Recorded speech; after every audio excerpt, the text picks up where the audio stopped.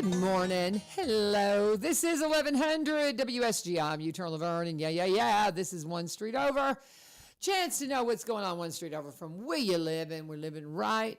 And we say, how's Billy Vogel say it? Mayor Vogel says, it's a good day. We get to live and work in Robertson County. We are blessed and highly favored. Yep. All right, buddy. Kaleb Stratton's in the house. I feel like, man, it's been forever. It's only been like 2 weeks. Has it? That's right. That's right. Before, when I talked to you 2 weeks ago, it's been forever. Yeah. I got to be honest with you.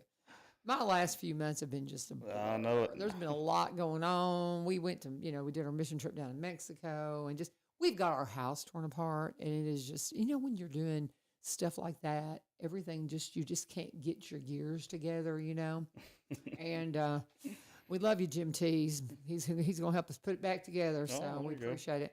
So anyway. Hey, you just said if your life isn't crazy, you wouldn't know what to do, That's true. I don't like my house torn up, though. Yeah, and I can see my that. husband and I both, it's getting on our nerves, and we're like, we got to get this put back together. It's just hard to find the time. We've got my fifth grandbaby's on the way. Did I saw it in the world. You didn't, yeah. But I saw it on Facebook. It was not when you were in here, because you did come in kind of as you knew it, but it wasn't public knowledge yet. I couldn't tell yet. I couldn't tell yet, but that's right. You were just in here. We were wrapping up. We're talking too about, because the velvet hunt has already happened, right? Well, no, it'll be this weekend. Yeah, it's this weekend. Yep. Okay. So I'm seeing lots of deer. I mean, we've got some. And I've seen some potential for that velvet hunt.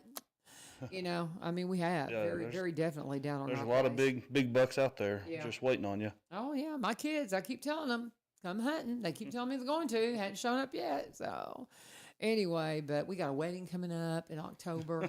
My son and his bride are getting married on a Thursday night.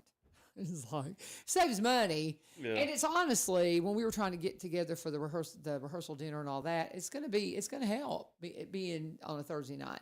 But that means we're going to come back from fall break, and Mark and I, we're going to be in the classroom for 2 days, and we got to go deal with this wedding. We got Wednesday, Thursday, Friday. We're going to be, going wedding. So anyway, but that's all good. It's my last one. There you go. Well, you know it. I'll be marrying off Knock them out. So there you go. Kaleb Stratton's in the house. He is our regional sergeant. Oh man, district. Yeah. District. Okay. District sergeant. Well, see, I started to say district sergeant, and then I thought, no, it's really more regional, isn't it? Sergeant, and I knew better, but the terminology is different between agencies. But yeah, with TWA, we have regions, but we also have districts. Okay, so the districts are just smaller. So. Okay, so will your next step up be regional sergeant, or what would you be? How do y'all promote this wildlife resource officer? They are really the police. They can arrest you. Yeah, that's what you need to know. Okay, it's like, I loved your story. I guess it was the last time you were in here, whenever you were taking somebody in off of the water, and they said, "So we're going to real jail." Yeah, are we really going to jail? Yeah, we're going to real jail. That was my buddy Brad, and he pointed. He's like, "Yeah, those are real handcuffs. That's a real police truck, and you're really going to jail." That's so funny. Yeah. No, they can arrest you. So it's not something, you don't go out looking for it. But no, of course not. When it finds you, you gotta do your job. You gotta deal with it, and alcohol is usually involved. The goal, no matter how mad you get, unfortunately, the goal is for everybody to go home safe. Amen. And if it means you have to go to jail in order for you to get home safe, then that's what happens. Amen. I was talking to my son about boating yesterday. Saturday. One of my son that boats. Mm-hmm. He's the veteran. He's all buttoned up, got it going. I was talking to him about the dangers on the water. He goes, "Oh, I know, mother. You don't have to tell me anything, Mom." He got into some shallow and messed up something on his forward gear. He's happens grounded. a lot. He's grounded until he gets repairs done. He just hadn't had time to do them. That's the one that's expecting a baby. Yeah. So their world's going to totally change. Boats on the back burner now. Oh, yeah, for sure. Boat is bring on another 1,000. So. Yeah. There you go. Kaleb Stratton again, district sergeant for our wildlife resource office, and he's a busy guy. Where did you say you're headed today? When I leave here, I'm going to head straight down to Toledo. That's Tennessee Law Enforcement Training Academy. So, and you get to drive fast. Yeah. Well, maybe a little bit. I'm helping instruct. So there you go. We've got some instructors that we have for TWA. So that we train them and how to be. We call it EVOC. Emergency vehicle operations. Right.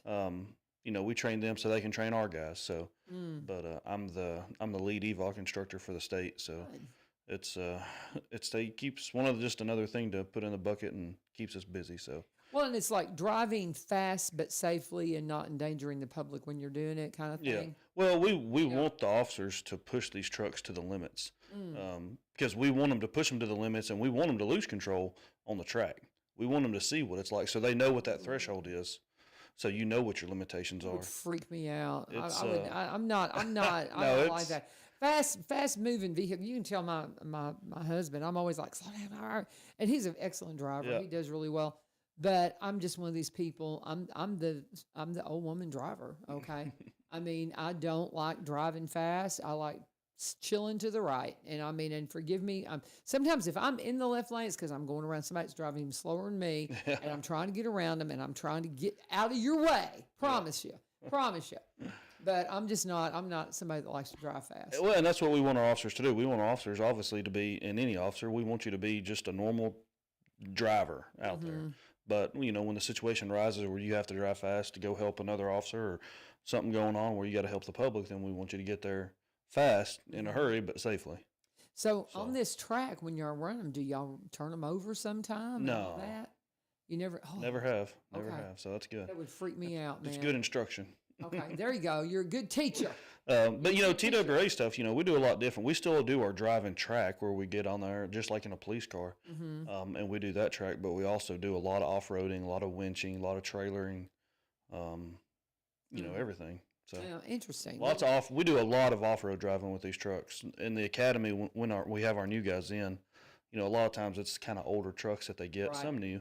But we put these trucks through the ringer. And we normally get a couple towed every year and have to get some transmissions worked on and brakes worked on. So, but that's just part of it. Like I said, we want to push these trucks. We want to push the officers so they would know what because everybody has a different limit. Not everybody can push the vehicle the same, but we want them to push that truck to the limit so they know what it is and what it will do, what it's capable of, and how to.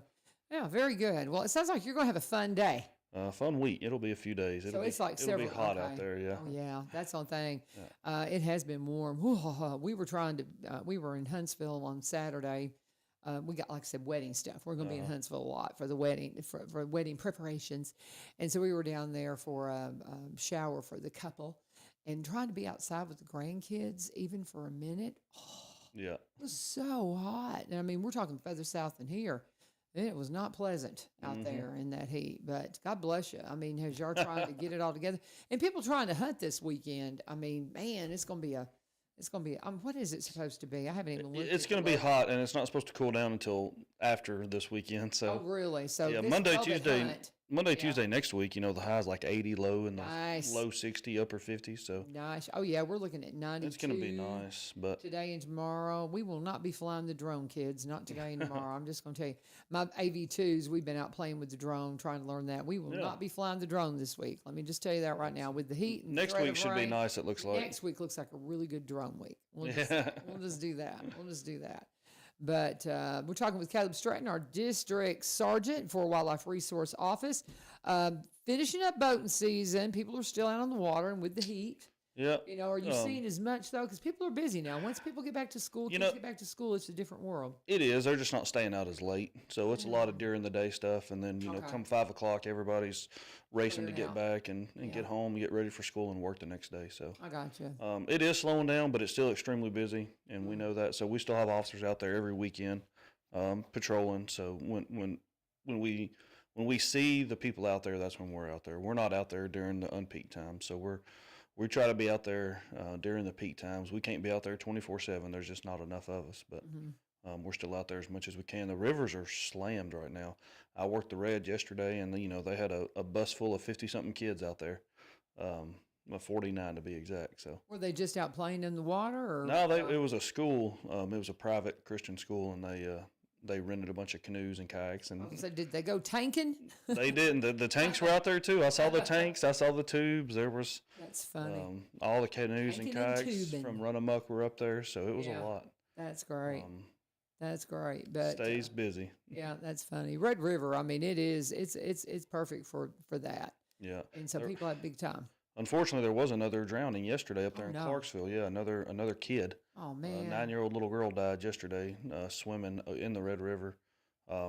up there in Clarksville. So that's the second one we've had in a couple months, I think. Or we had another one. It was a month or two ago. That's heartbreaking. And if your kids can't, I mean, was she just not a swimmer? I don't know. Yeah. I don't know anything about this one. I just saw it on Facebook yesterday, and I called one of our officers up there just to see, hey, did we go up there? Did we offer, what did we do? And he filled me in a little bit, but there wasn't a lot of details yet. So. Yeah.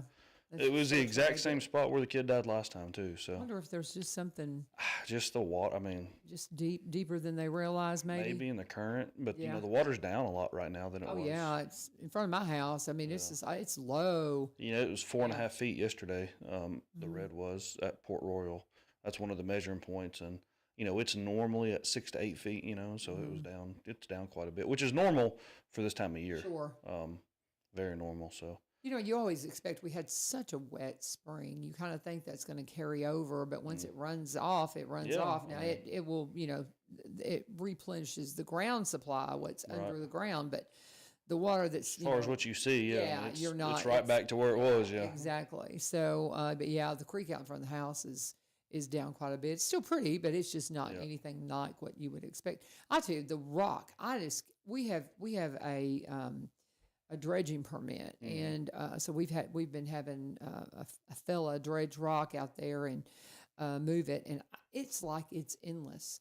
It doesn't look like he's moved anything. What is? I mean, can you speak to that from a wildlife resource? Why does it pile up so bad right in front of my house? Now I know it's weird because it's at the end of Cars Creek. I don't know coming in, but I mean the rock there. If you need some rock, man, I can hook you up. Endless supply. We can't sell it. Right. He can be paid to transport it. But when it comes to that kind of thing with the state, you have to have a permit to pull it out of there. And you have to, because it's just the erosion that it's caused on the other side of the hill is the reason why our bridges went down. Yeah. Because it just changed the flow.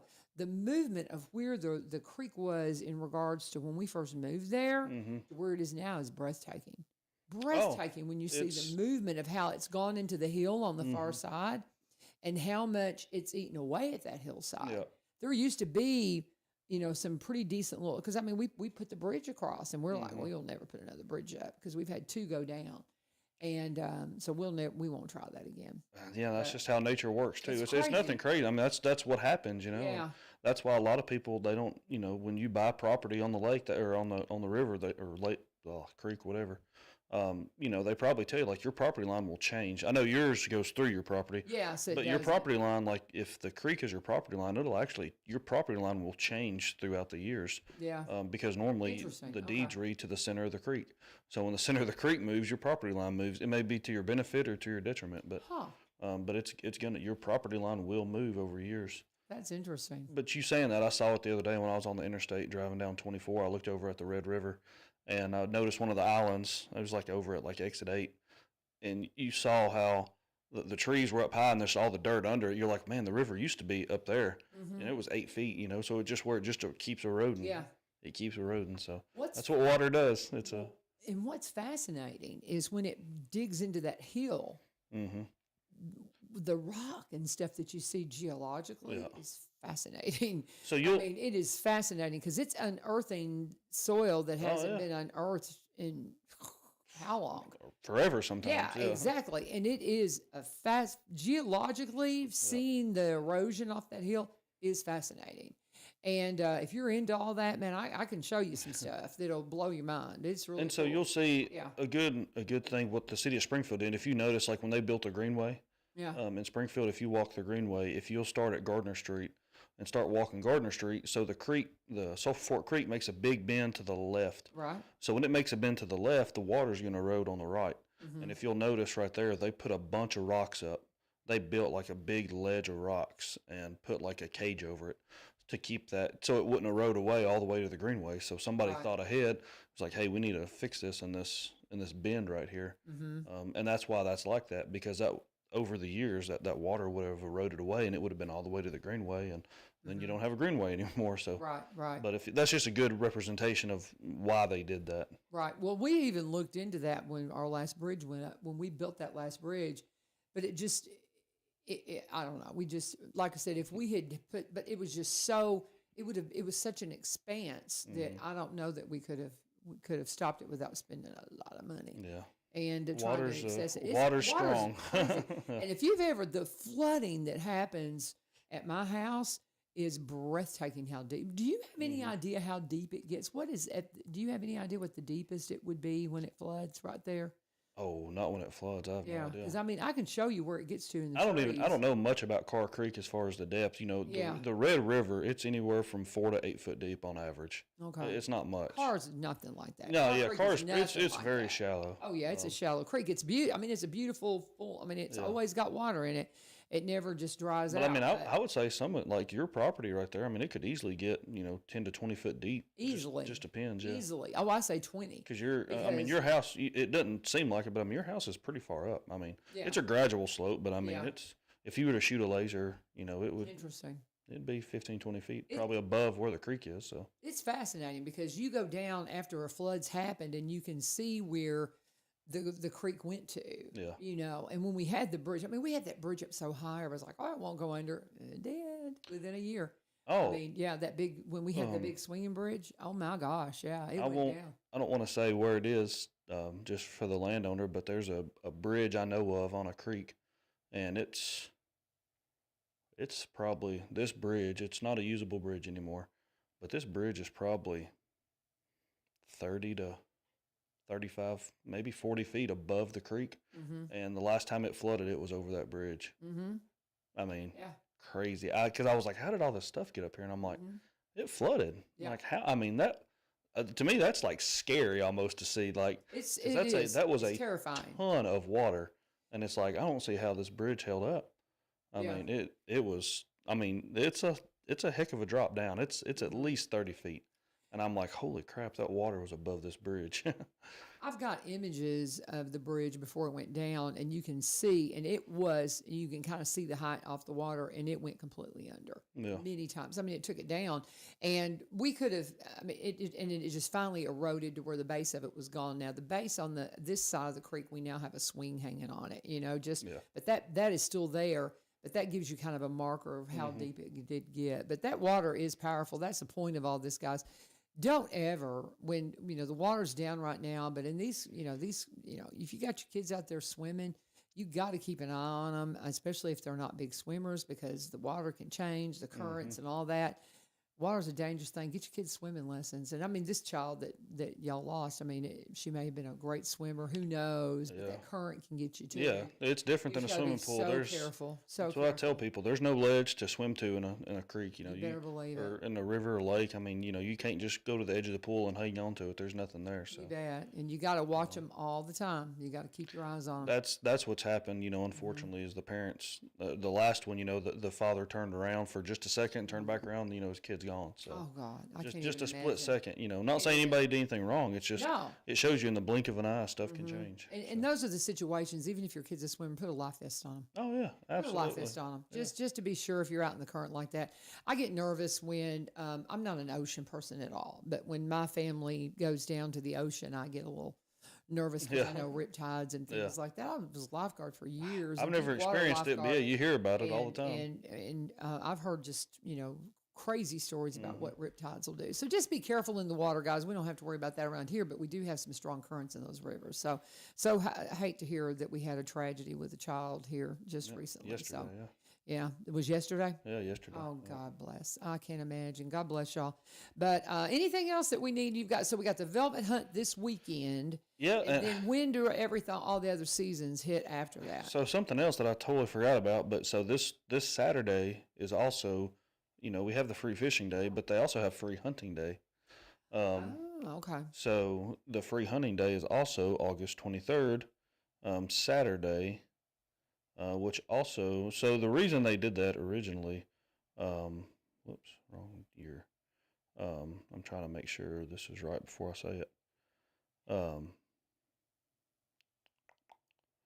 So squirrel season opens Saturday, August 23rd. Okay, so you can go hunt squirrels for free. Yeah, for free. And on Saturday you can deer hunt for free. So if that's velvet hunt. Yep. Well, and I'll talk a little bit about that too. But yeah, so this Saturday is free hunting day in Tennessee. that's opening day of squirrel season, so it's going to be hot. But a lot of people love that. That's a tradition for a lot of people. They'll go out and go squirrel hunting. So that's awesome. Small game hunting is kind of a lost passion, lost sport. It's kind of going away. Um, so that's happening. Like I said, it's free, so you don't have to have a license to hunt just that day, just Saturday. But with a velvet hunt, so we call it the velvet hunt. It's buck only. Here where we are, it's private lands only, so our wildlife management areas and public lands are not open to hunting this weekend for deer. Squirrel and everything else is on, or small game, but for deer it's not. One of the questions I get a lot is, do I have to, if we call it, there's velvet and then there's hardhorn, so the velvet comes off, it becomes just a hardhorn. They say, well, if I see a hardhorn buck, can I kill it? And yes. It doesn't have to be in velvet. Oh, so really? if the velvet's coming off or it's off already, which sometimes happens, you are able to harvest that deer. Again, it's got to be private land only. Okay. Not on public land. So. Okay, so you can get a buck this weekend, basically. Yeah, a velvet. Yeah, any buck, anything. Any buck as long this as it's got to be at least 3 inches of antler. So anything under 3 inches is considered antlerless, but it has to be an antler deer. So you say this weekend. When does it start? When does it end? So this is a little bit different too. It's Friday, Saturday, and Sunday. So it actually opens Friday. Friday morning, and then all day, Saturday. It'll be and Friday, Sunday. Saturday, Sunday. And then it does count towards your daily bag limit, or your yearly. So if you get a buck this weekend, then you can only get one more. One more, right? For the season. Yep. But if you shoot one Friday, one Saturday, or one Saturday, one Sunday, one Friday, one Sunday, whatever, if you kill both, then you're done for the year already. Oh, really? So it's not just one. You could kill. But also, I try to tell hunters to plan ahead. Go ahead and call your processor, because I don't think any processor will be open this weekend. They don't do it. It's not worth their time to open up just for. Because deer season won't open again, I think, till September 23rd. Okay. Or 27th, I think. What is it? And then that will be muzzleloader, right? A bow season. So bow season comes before muzzleloader. Right. So bow season will open September 27th, and I'll get into that. But so between now and September, I mean, that's a month, and most processors, they don't want to turn their freezers on, and that's a huge expense for just one weekend, and then they're off for another month. Right. So just plan ahead, know what you're going to do with that animal once you harvest it. We don't want to see it go to waste at all.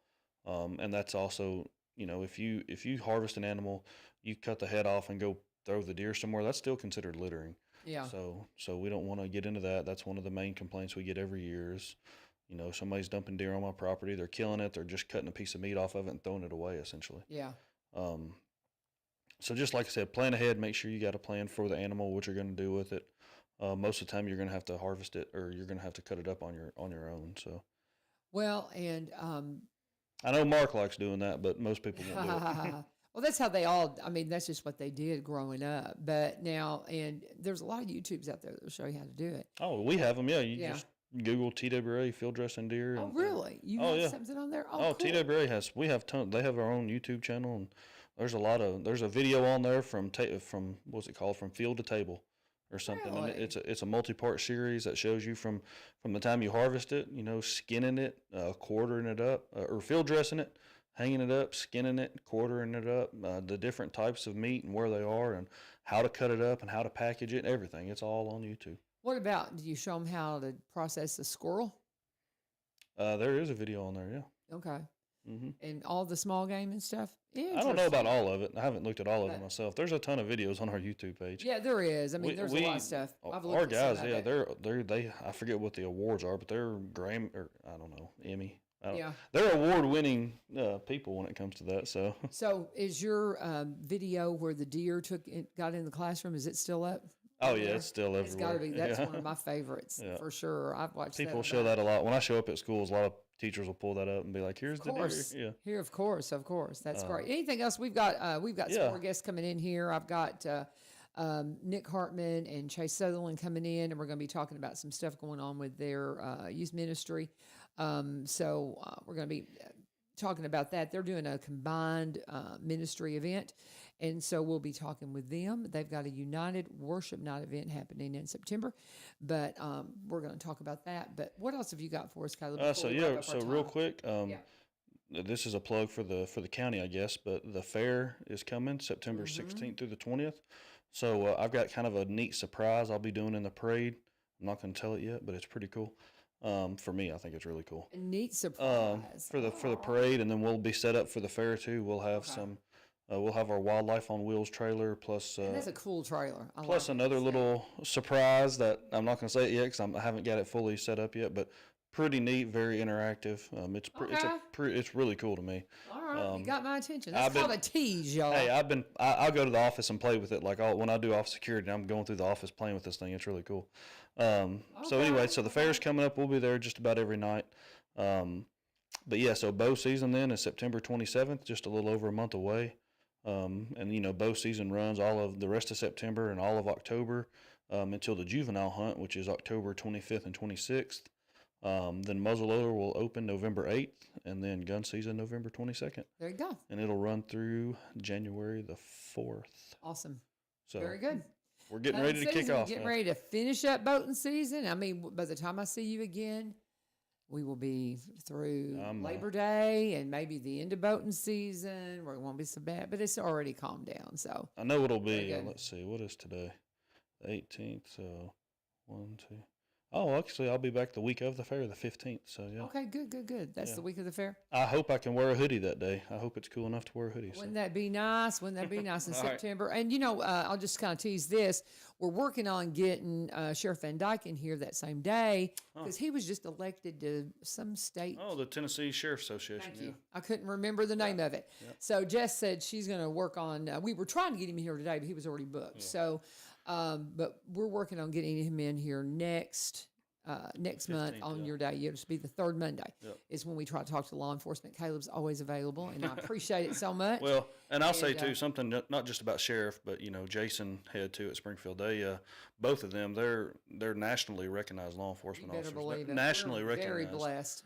They're on boards and stuff all over the state and country. Yeah, they, pretty cool. They do a lot for law enforcement, not just in Robertson County, but for everybody across the country. So we got to get Chief Head in here. He's a hard one to his schedule. I keep forgetting to call him. He stays busy. But I did reach out, and so maybe Sheriff will be in here next month. Thanks, Caleb. All right, see y'all. Our district sergeant for Wildlife Resource Offices. And while they're we're going to let the guys switch and come on in here. I've got Nick and Chase coming in. And y'all go ahead and get comfortable. And I'm going to do an ad while y'all are coming in and sitting down. But we're going to talk about Barry and Rebecca Richards with Exit Prime Realty, as we always do, because they are our full-time, longest-running sponsor. They've been with us from the very beginning when we were in the other studio. So we love them a lot. And they've always got something fun going on. If you need any help with anything in real estate, buying, selling, whatever it is you've got going on, you can reach out to Barry and Rebecca. I've talked a lot about them giving this car.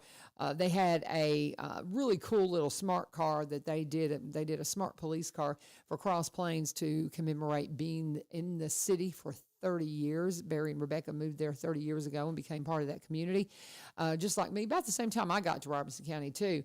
And it's just, this is home for them, but they originated from Kentucky. And they've been all over. They've just got such a diverse background. And so I like to kind of preface, say that to say that while they specialize in Robertson County properties, they also buy and sell in the surrounding counties and across the state line in Kentucky, because like me, they're originally from Kentucky. So they understand what it means if you're in a state that has a income tax and you're working in a state that doesn't. That's going to affect your bottom line. It's going to affect your budget and how much home you can buy and how much home you can afford. So you got to keep all those things in mind. They are going to, when you come to the real estate table, that's if you're buying, this first thing they're going to do is how much home can you qualify for? What's your budget look like? And they're going to make sure that you don't bite off more than you can chew.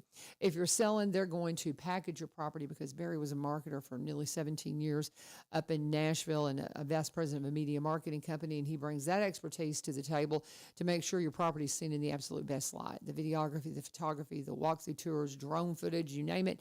They can do it. Barry and Rebecca Richards, Exit Prime Realty. You can call Rebecca 615-504-7425, 615-504-7425. Barry's number, same number, just change that 5 to a 4 on the end, 615-504-7424, 615-504-7424. And again, when you want to reach out to them, always let them know U-Turn sent you. You can also find them at sellwithbecky.com, sellwithbecky.com, or buy, robertsoncounty.com. And hello, gentlemen. How are y'all doing? Doing well. How are you? I'm doing great. It's good to see you guys. Good to see you again. Which one's Nick? I'm right here. You've had me on before. Stay positive. That's right. We're on again here in a couple months. I forget. That's right. It's been a minute though. Yes. That's right. You came We on. came on in I June or something like recognized you. that, I yeah. know I recognized you, but it's been a minute. So Yep. you came on with Stay Positive .news because you're working with them. I do a little bit, yes. Okay. My full-time job, I think I told you, was a youth pastor at Mount Right. Carmel Baptist Church. Right. But Thank you for straightening me out. no, here. you're good. Trying to remember everything. Sometimes, You see a lot of people every week. yeah, and the older you get, the harder it is to keep it all straight. But I love that y'all are having this United Worship Night event because, coming together and just kind of seeing, what's going on in the neighborhoods and just, whenever I was growing up, one of the best things we did was a summer youth series where we would go to different churches. Yeah. And we had the best time. We had the best time. And it was just, it's what you did. And you met, I think that my brother met his bride at a summer youth series. I think that's youth where they ministry met. school like that, you know. Yeah, I think that's where he and Laurie met, is at a summer youth series event. And I just think that's cool. Yeah. I just think it's cool. So when you can do that, get you outside of your normal little neighborhood and stuff. And so is this something y'all have done before? Yeah. So I'll give you a little background on United, but before we do that, I'm going to let Chase introduce himself because I know I've been on, but Yes. I'll let Chase introduce himself and then we'll give you a little background on Sounds United. good. So Yeah. who are you, Chase? My name is Chase Southerland. I'm the student pastor at the Church of Grace Park, and I've been there for 2 years. And so throughout the time that I've been there, I've been hanging out with Nick, and we've been doing things like United together. And so each time we get to do something like this, it's very special, very exciting. And we just like to see churches coming together. Right. There's something to be said about churches coming together with this no agenda, but just worship and fellowship. And that's kind of where our heart's at, I'd say, more than anything, just seeing the kingdom of God come together. It all is one kingdom. And we're just stationed at different places, reaching different people. And so each time we can come together, do stuff like United Worship, it's really exciting for Nick and I. Yeah. I love it. Yeah. So the worship night was born out of actually our Disciple Now weekend. So, a lot of churches here Disciple Now. It's usually like a retreat weekend at home, typically. Some go other places. And so about 5 years ago, there was a collective of youth pastors from Springfield Baptist, Bethlehem, Bethel, and Mount Carmel. We all got together and just kind of prayed and asked God to see what might be the right step to bringing our churches together through really the Harvest Baptist Association. But since it's kind of expanded beyond those walls and the border of Robertson County and all of that. And so just kind of prayed and see what the Lord might have for us. And we said, hey, what if we tried to do just a Friday night, all day Saturday event one time a year? And that started in 2022. So it's February 2022. So this is our 5th year of that happening. Oh, that's cool. But this is our 2nd year of the worship night. And the worship night is going to be at Kilgore Park on Sunday, September 21st from 5:30 to 8:30 p.m. Open to youth groups and their youth leaders. We want to make that specification because we want all youth adult leaders there. But, we also want to protect the students that are there. So, but the students are going to gather. There's the amphitheater at Kilgore Park Amphitheater. I know it Cross well. Plains. I know you, Barry and Rebecca Richards, and I know the Bluegrass Festival's out there. Yeah. And so we gather down there as the sun is setting. We're worshiping. That's going to be beautiful. You can come. What day? Come on What out. day is it on? That's a Sunday night. And So what was the date again? The 21st. I'll send that to you. So yeah, come on out. might be Come free that night. come if you got know some youth that want to come and join us, bring them. It's a great night.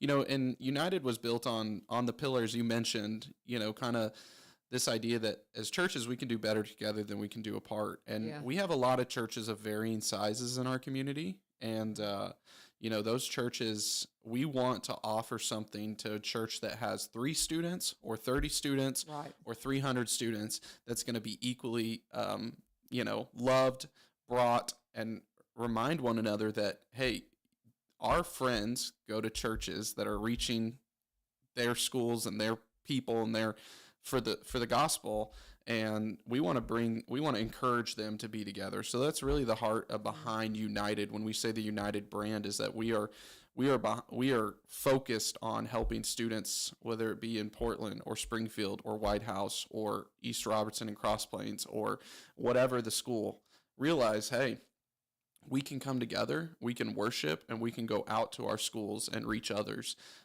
because we're far more encouraged when we do it together.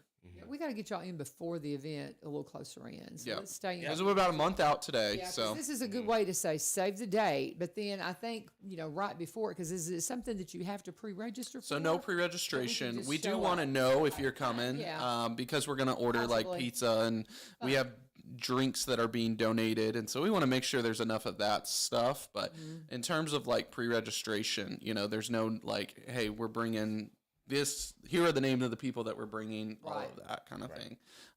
Now, United Weekend, which we're doing in April after Easter, so this is the first time we're doing it in the spring and not the winter. Okay. There will be some registration for that, but all of that will be available on, if you go to Harvest Baptist Association, you can kind of see the dates and all of that. And that's formerly the Robertson County Baptist Association, which I know you have a lot of guests on from there. I do. Very much so. The Culvers, of course, are. Yes. Rachel's in here once a month with me, and David Evans. Dr. David Evans. I've tried to get him in the other day, and he was busy. And You got Patrick Nix, I know that's love on. Patrick, and I Patrick. love. I'm trying to think the pastor's name up the there's one that's escaping me, and I. Do you know the church? Is it South Haven? Yes, South Haven. I think they're not in the association, but they are. Paul is their youth pastor. He's a great guy, and he's done some stuff with us before. I don't know their. I just assumed they were. Okay. Yeah. Okay. So South. Okay, but so can we bring youth groups from a non-denominational? Absolutely. church Yeah. or a Church of Christ? Yeah. So everybody's about. Because this has the potential to be just Hey, that's our goal. amazing. I mean, we need that. Yeah. And absolutely. So is there going to be live worship music? So it's live worship. So the focus of worship night is. Gonna have bands and stuff? So we got one group that's coming in. Jonathan Turner has led worship for like Fuge camps and all of that with Lifeway, and he's coming in. Awesome. And so worship night's really unique because I think we focus on song and prayer. And so on a standard youth event, you might have like a speaker who's trying to rally the troops. Yeah. Our focus on worship night is like we sing a lot of songs and we pray together. Yeah. And there's a little bit of like scriptural encouragement from students. We read the Bible, but there's no nobody's getting up and giving a 3-point sermon. Right. It is much more about like kind of just sparking revival through worship. And because so we do song, we do scripture, we do response, and we'll have some fun beforehand. And I think too, worship is one of those things where at least I've noticed in working in churches is it's not something that's really taught very often. And so the more we can do it together, the more we can see what it means to worship and have like true expressions of worship, the better it is as they grow up. Because, I'm like, I grew up in a Southern Baptist church, and even that's something that I have a hard time with, like displaying worship. I'm a hands in pockets swear. And so I know. So what this allows for students to see is just what it means to worship, and how also it kind of promotes this idea that worship is more than just music. Like we can pray together and it still be worship. Students from multiple student ministries praying together is a beautiful sight. But it just goes to show of the heart of the Lord. It's not entertainment. It's fun for sure, but it's rooted in like this deeply worship-filled moment. And I think that's what we're excited for, because it's fun, it's engaging, but it teaches them how to worship. And sometimes the best way we can do to teach students to do anything is just to do it.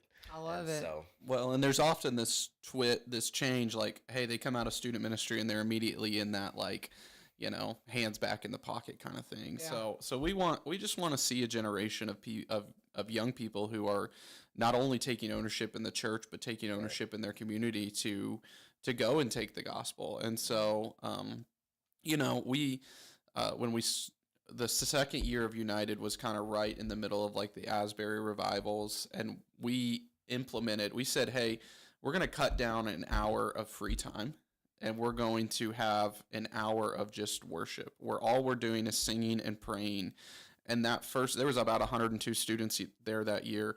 And that first time of just doing that, we just saw response, just people not only just come to know the Lord, but lay down things before the Lord that they may not have, because all we're doing is creating a space, we're not pushing anything. We're not forcing anything. We're just creating a space for the Holy Spirit to work. And we've seen him do that. We saw it last year. We had about 250 people at the park, 13 churches. And when we prayed, man, there were just these groups of, and there's pictures of it, but there was just groups of just teenagers that were just together praying for one another. And some of them had met each other that night.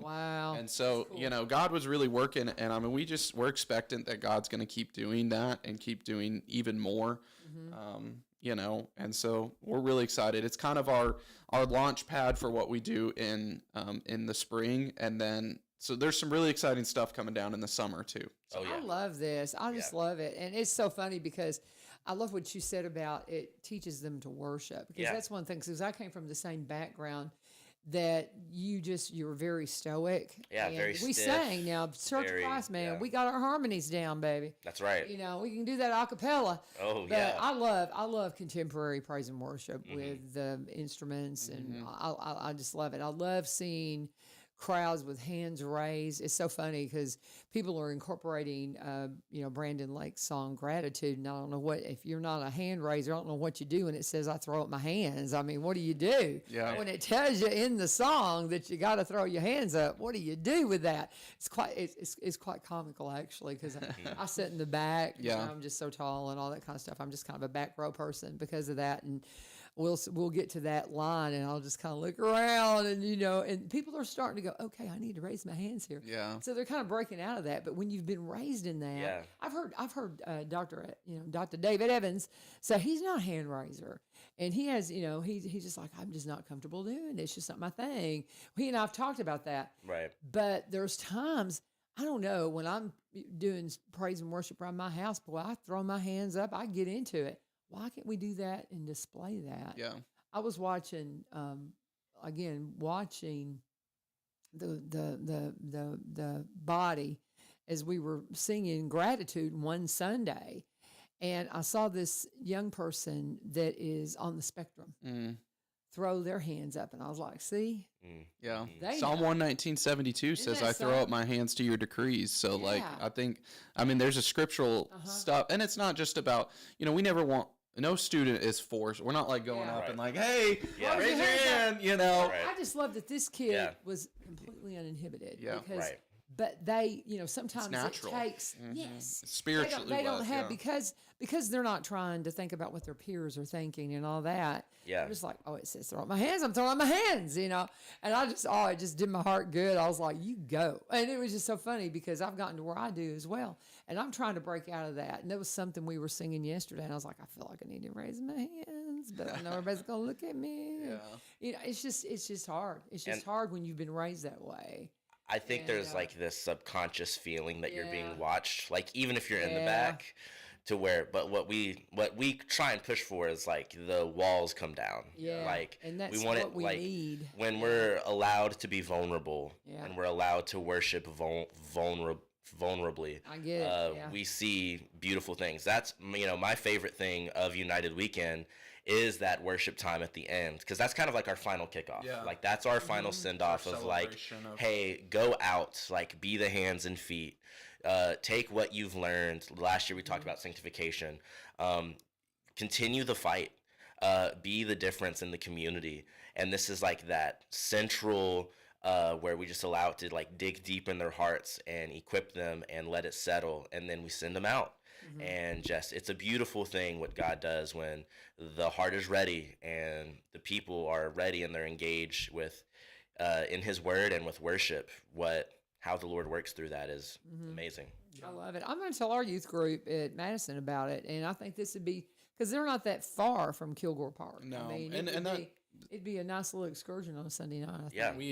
We kind of we tried to put the middle ground. I mean, Cross Plains as close as you can to the dead middle of where we're pulling from. And so, and they have a beautiful facility out there. That's where we did it last year. And, it's phenomenal. everything's kind of right there. Don't worry about electricity or any of that. And so bathrooms now. They got bathrooms now, which is great. Nice. And so they were open last last year. Was the first year. Yeah. We had portalets up until then. Yeah. We've been doing the festival, we've been doing the Bluegrass Festival out there for like 10 years. Yeah. But so getting the bathrooms last year was like, there's plenty of parking. Oh, so we are going to have some fun too. The worship sure. time is going to be very intentional and very meaningful. We're going to have some fun. We're going to play kickball. We're going to see whose youth group is the best at kickball.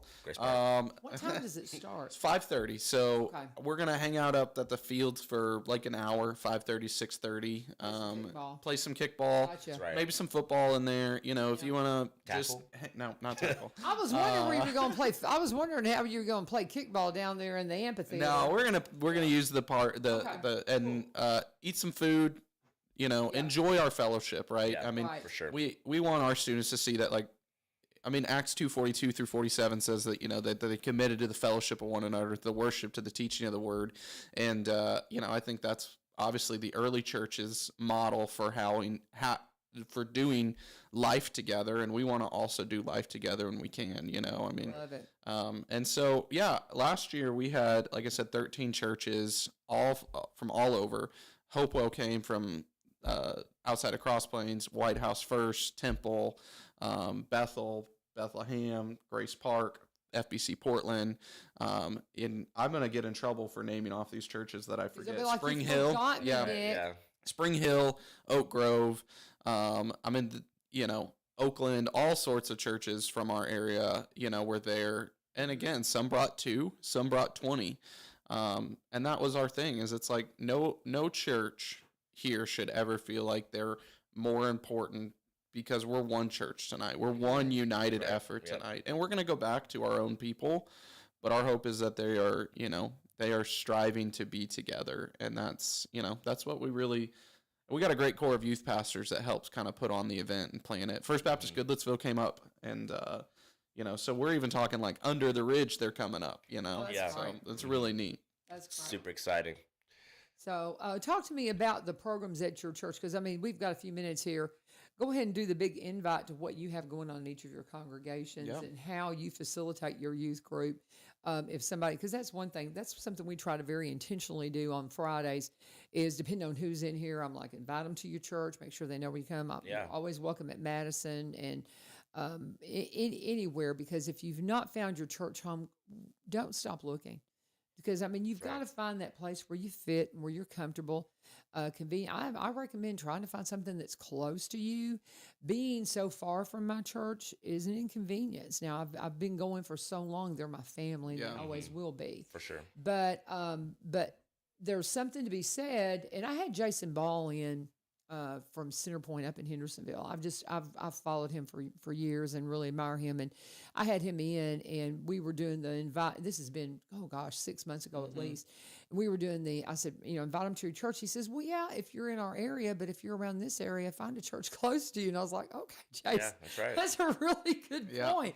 There's something to be said for finding, a place where you can be, because when you need to be able to get there when you need your people. Yeah.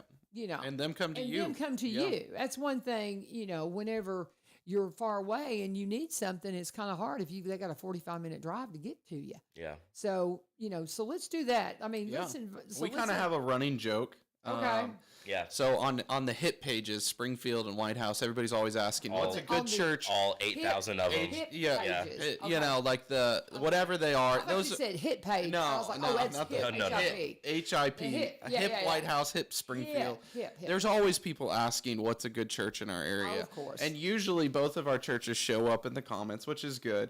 But one of the things I say is I'm like, we have so many good churches in our area that the 3 things to look for is, do they preach scripture? Like, not just like the scripture that like, hey, I use the Bible to justify my, but like the truth of the gospel. Truth of the gospel. Amen. Number 2 is like, what are you looking for as a family, right? Like, they're going to serve you before you serve them, but hopefully you get to the point where you're serving them. Amen. And so if you have kids, maybe you're looking for a good kids ministry. If you have students, maybe you're looking for a good student ministry.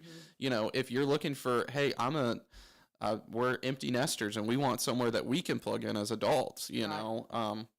That's number 2. And number 3 is like proximity. I do think does matter. They're you know, start with a few churches in your area and pick, and you know, and give it, I always say give it like 3 or 4 weeks, because you can't learn much in 1 week. You don't, you know, you don't go on the, usually you don't go on the first date and say, hey, I'm done. Sometimes there's pretty clear answers, but you know, you go on a couple to try to figure out, is this, you know, is this my person, or are these my people? And so give some time, and, you know, maybe visit 3 churches over 6 weeks, going to each one back to back, right? And I find that people find that. That's usually what I get on there. And then on the end, I say, but we'd love to have you at Mount Carmel. That's right.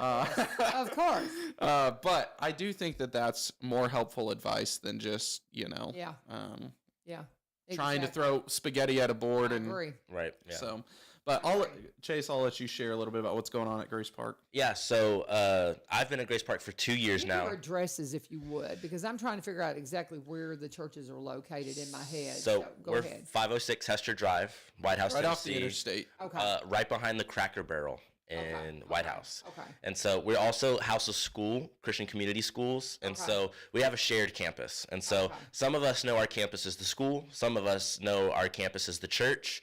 I get to live in the middle, where it's both all the time. And so, but you know, for student ministry, we meet Wednesday nights. Doors open at 6 o'clock. We start at 6:30, and we'll have food, games, worship, and then a message.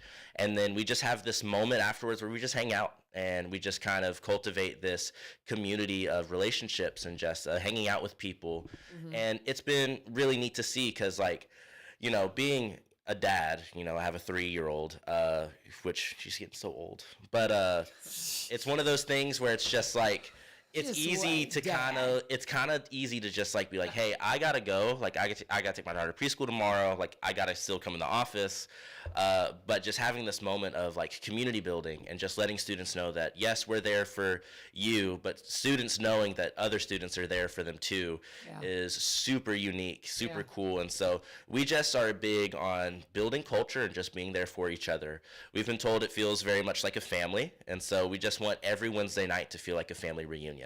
And so just getting everyone together, catching up, cracking jokes, many times at my expense, which is totally fine. I have thick skin. And so, and it's just a joy to see people having a desire to come to church, hear about God's word, but also just having their crew and their people there with them. I told our students, is like, I don't want you guys to come to church and have your church friends. I want you to come to church and have your friends, your family. And that be kind of what pushed us forward. And so it's really exciting this Wednesday. You know, we're kind of getting back into the swing of things. So we're not doing really any events right now outside of the United Worship Night. We want to give students a chance to get back into the flow. But what it is it's a really neat way to see, this is what, you know, their system looks like. This is how they structure Wednesday nights. This is the people. This is the things of that nature. So it's been really good to see. We also have a men's study, a women's study, and a co-ed study on Wednesday nights, where the co-ed study is led by Rob Burdett from the Harvest Baptist Association, and he's talking through, you know, what does it mean to live on mission and to live out the Great Commission, and that's going to be an 8-week study. And so we're really excited about the things that the Lord is doing through the church. Sundays we have, thank you, Nick. I was about to ask the question, Nick. Way to go. So on Sundays we have 2 services. We have a chapel service, which meets in the White Chapel, and these are like the traditional hymns with a message from Pastor Josh. And then 10:30 we have a contemporary service, which is in the sanctuary, with the same message from Pastor Josh. And so it really just depends on your worship style. I grew up with hymns, so I love hymns, but I also love contemporary. I do too. I like them both. So it's just like, I'm the same way. We'll mix them on United Worship Night. That's right. We want the students to know the hymns a little bit too. So it just kind of depends on what you're comfortable with. And so I think a lot of times we assume that hymn service would be primarily older people, but we've seen like a really young resurgence in the chapel service, which is really interesting, because there's people like me who grew up with hymns, have a deep respect for hymns, and they just want to hear the classic hymns of the faith. And so it's been really interesting to see multi-generational services in both services, despite the music style, which is sometimes a dividing factor. There's a lot of, do we do contemporary guitars, drums, the things, or do we stick with like an organ and a piano? And so, but it's really interesting to see that despite the two differences where there's normally a lot of division, there's unity. And so it's very encouraging. Very cool. Very cool. Okay, Yes, now it's your turn, Nick. Yeah. You've got a couple of minutes I know here. we only got a couple minutes, but Sorry. Mount Carmel is at 7109 Highway 25 East, so right as you're coming in from Cross Plains or Springfield to Cross Plains. It's the church right there. Pretty much you take 25 into Cross Plains, and you won't miss it. If you come in from White House, you got to drive through the booming metropolis that is Cross Plains, Tennessee. So true. It's real. But we got a lot going on. The Lord's been super faithful. We've had a great summer. And, we got services at 10:30 starting September 7th. That's a brand new change. Okay. So it's 10 o'clock for the next 2 weeks. And we actually are doing church in the park on the 31st at Kilgore. So, but September 7th, 10:30 a.m., we're really excited about that. It's going to give us some time on our Sunday morning groups to have a little extra time to meet and then more people to get in the doors. And so do you have like a Bible class prior to we do, yes. Is that what you're so talking about? yeah, does that Sunday meet at like 9? 9 a.m. So we have 6 different groups that meet then, plus youth and kids, and so it's so that's at 9. That's and at then 9. Worship will be at 10:30. 10:30, Yeah, I can't imagine trying to go from 9 and be ready for worship at 10. We've No had way. that problem for a little bit. Yeah. And then our youth ministry is just growing in amazing ways. God's been super faithful. We have 15 amazing leaders that are with us on Wednesday nights, and we meet at 6 to 7:30 and just teach and worship. We got a student worship team. He's got a great student worship team too. And then one of the recent things that we just rolled out is I'm trying my hand at the podcast world. And so one of my adult leaders and we'd go through on a more conversational level for about 25 minutes about what we talked about that Wednesday night. Good. And so it's called the Halfway There podcast. So you can find it on Spotify, Apple, all of that. So that's the newest thing in our youth ministry to kind of, we always feel like we're competing with sports and we're competing with things that are going on. And so we're like, well, our students may not necessarily have a choice to not be there. And so if they're not there, we want to give them a chance to be there. And they listen. They thought it was good. I think it was okay. I think it's an excellent idea. I think it's a place to archive things. I love to listen to podcasts, and if I miss something, I'll go back and listen to it again. I love it, and I'm glad that kids are honing out. I think that's a great idea. So shout out to Brian Holloway for that. He did. He was the brainchild behind it. One of my right-hand men, youth leader. And it's been fun. He's on there with me, and we have some really good conversations. So they come out weekly. Right now, there's 2 episodes out. So if you want to go listen, you can. It's really exciting. It's good for adults and students. And we made it so that parents could listen with their kids and that they can have conversation in the car, or the students can listen by themselves. And so it's awesome. So Spotify, Apple Podcasts, Amazon, wherever you get them, it's out there. Awesome. Very good. I love it. What a great visit, talking with Nick Hartman and Chase Southerland and all about this United. Tell them again the event, the name of the event, the time, and do the big invite to that. And I'm going to have you back right before it. So we Sounds great. Again, okay? So it'll be September 21st at Kilgore Park, starting at 5:30, going to 8:30, right? That's what we said. And so it's going to be a great time of fellowship, music, community. We hope to see every student ministry we can there. Awesome. It's going to be a great time of fellowship. It'll be a great. I might even pop in because I love some good old worship. Bring it. Boy, I'm telling you, if I'm where I can, we're going to cruise by there. Thank you guys for joining us, Yes, and ma'am. thank you again, Nick. As soon as you start talking, I'm like, well, of course you've been in here. And I'm I'll so be sorry. on again. I think we'll stay positive in October. So Okay, we'll good see you. deal. Maybe we'll see you the next 3 months. I know that'd be great. Maybe I'll become a monthly visitor with you. I could dig that. That would be awesome. That's great. Thank you, and thank y'all for joining us. And be sure tomorrow is Mayor Vogel's day. I haven't confirmed with him yet, but I believe we've got the county commissioners meeting tonight, so we should be getting a visit from our county mayor, Mayor Vogel, tomorrow, right here on 1100 WSGI. This is again one street over. Thank you for joining us. Have a great day. God bless.